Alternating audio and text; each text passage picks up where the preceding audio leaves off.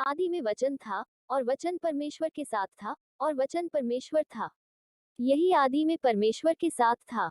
सब कुछ उसी के द्वारा उत्पन्न हुआ, और जो कुछ उत्पन्न हुआ है, उसमें से कोई भी वस्तु उसके बिना उत्पन्न न हुई। उसमें जीवन था, और वह जीवन मनुष्यों की ज्योति थी। और ज्योति अंधकार में चमकती है, और अंधकार ने उसे ग्रहण न किया।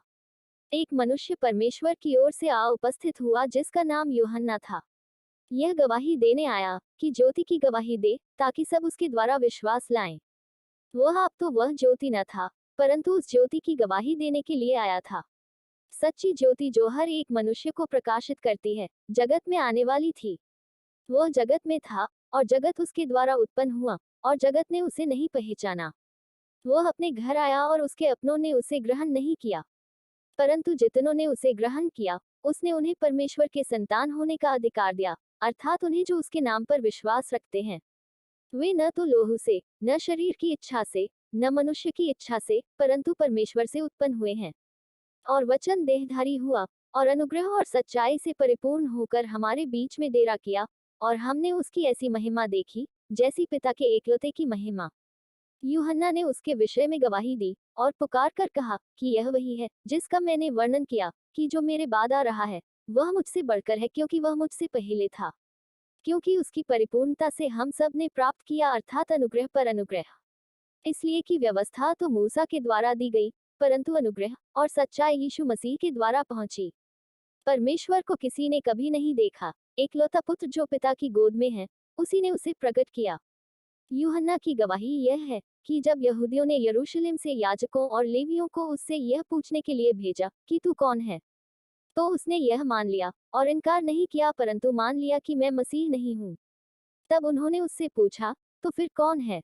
क्या तू एलिय्याह है? उसने कहा, मैं नहीं हूँ। तो क्या तू वह भविष्यद्वक्ता है? उसने उत्तर दिया, कि नहीं। तब उन्होंने उससे पूछा, फिर तू है कौन? ताकि हम अपने भेजने वालों को उत्तर दे, तू अपने विषय में क्या कहता है? उसने कहा, मैं जैसा यशायाह भविष्यद्वक्ता ने कहा है, जंगल में एक पुकारने वाले का शब्द हूँ, कि तुम प्रभु का मार्ग सीधा करो। ये फरीसियों की ओर से भेजे गए थे।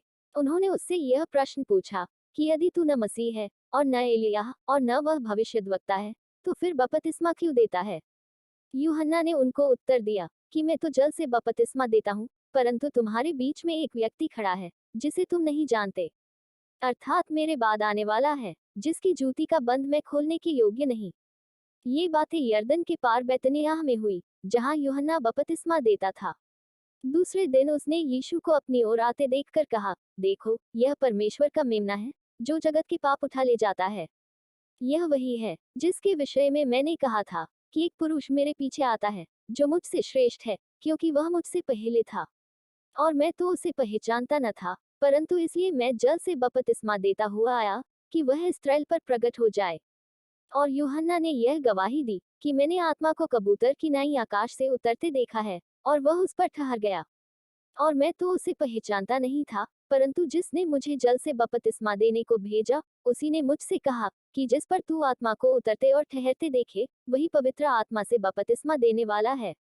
और मैंने देखा, और गवाही दी है, कि यही परमेश्वर का पुत्र है। दूसरे दिन फिर यूहन्ना और उसके चेलों में से दो जन खड़े हुए थे।